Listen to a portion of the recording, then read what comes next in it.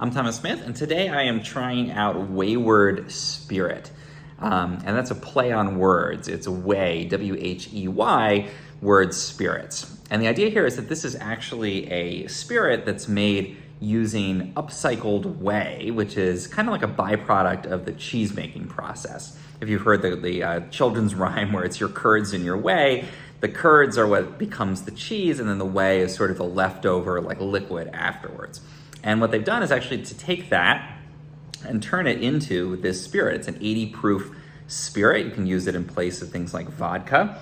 It's a women-owned company, very mission-driven there, and they call it Farm to Flask. I've got a little thing here talking about a bit more about Wheyward Spirit, but Farm to Flask, carbon neutral, so all the good stuff there. And they sent me a little bit to check out, so thank you for that. And again, this is Upcycled, so we love the idea of upcycled food, taking things that otherwise would go to waste, like again that whey, and turning it into something that's still usable. So we got this cool little flask with the symbol. I love I'll show you the box this came in.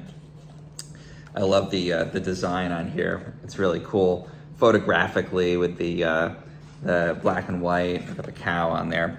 So yeah, let's give it a shot. Really cool little tasting cup. And they say you can do either sip it or straight, they say, or it's a good foundation for cocktails. Standard gin or vodka can substitute for that.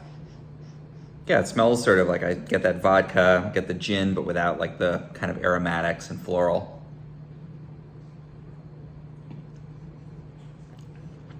Very good. It's very light. It's got that almost like a vanilla type of note to it. It's got kind of toasty type of notes to it. Yeah, very, very subtle. It's not like a vodka where you're trying to taste nothing. You're just trying to have a totally neutral spirit. It has that vodka kind of flavor to it. I think that's the best substitute I would use it for, because again, it doesn't have those aromatics like you would have with a gin. Certainly it's very different from like a rum. It tastes almost like, a vodka where you've got this sort of extra note of like a toastiness or a vanilla type of flavor to it.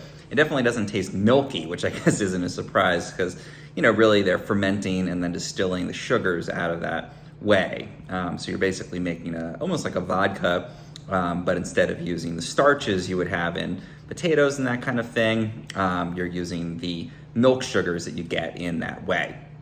So really delicious. I think I agree with their tasting notes. They mentioned spice, warm oak. I don't get the spice quite as much, I guess. It's more definitely that vanilla. I think warm oak is a good note. And they say pear aromas.